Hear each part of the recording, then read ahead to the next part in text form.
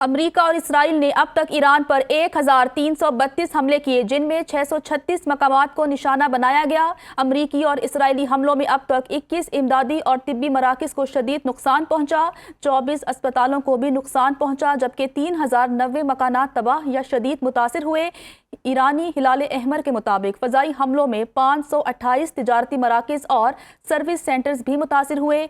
ईरानी हिलाल अहमर के 9 मराकज़ भी अमरीकी और इसराइली हमलों की जद में आए हैं। अमरीका और इसराइल ने अब तक ईरान पर 1332 हमले किए हैं, जिनमें 636 मकामात को निशाना बनाया गया। अमरीकी और इसराइली हमलों में अब तक 21 इमदादी और तिब्बी मराकज़ को शदीद नुकसान पहुंचा है, 24 अस्पतालों को भी नुकसान पहुंचा। ईरान से हथियार डालने का मुतालबा।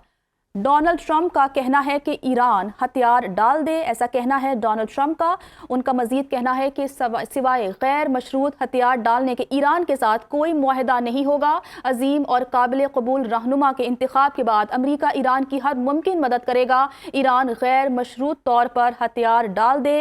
अमरीकी सदर ने ईरान से हथियार डालने का मुतालबा कर दिया। ट्रंप का कहना है सिवाय गैर मशरूत हथियार डालने के ईरान के साथ कोई मुआहदा नहीं होगा। अजीम और काबिल कबूल रहनुमा के इंतखाब के बाद अमरीका ईरान की हर मुमकिन मदद करेगा। ईरान गैर मशरूत तौर पर हथियार डाल दे। पहले ईरान को ख़त्म करना चाहते हैं, यकीनी बनाएंगे कि आइंदा जो भी ईरान की क़यादत करेगा वो अमेरिका और इसराइल को धमकी नहीं देगा। अमरीकी सदर डोनाल्ड ट्रंप ने कहा कि ईरान के साबिक सुप्रीम लीडर के बेटे मुश्तबा ख़ामनेई को जानशीन बनाना काबिल कबूल नहीं।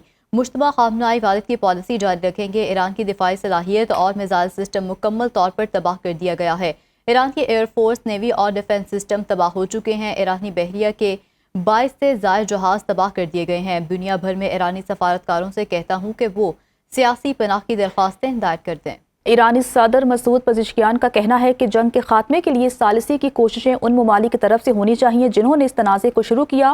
कुछ ममालिक ने सालिसी की कोशिशें शुरू कर दी हैं।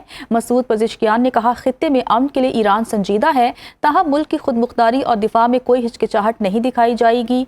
सालिसी उन फरीकों से होनी चाहिए जिन्होंने ईरानी अवाम को कमज़ोर समझा और इस तनाज़े को भड़काया। ईरान पर अमरीकी इसराइली हमलों का 7वां रोज़। तेहरान, कराज, अस्फहान और खुर्माबाद में शदीद बमबारी, शहरी आबादी को निशाना बनाया गया। सैकड़ों इमारतें और घर तबाह, शोहदा की तादाद 1200 से बढ़ गई।